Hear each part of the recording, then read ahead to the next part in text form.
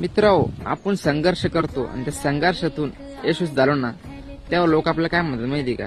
आता मोठे झाले, गरीबाला विसरले, अमुक तमुक. अरे, जेव्हा आमची वाईट वेळ होती तेव्हा तुम्ही कुठे गेले? म्हणजे वाईट काळात साथ कोणी देत नसतं.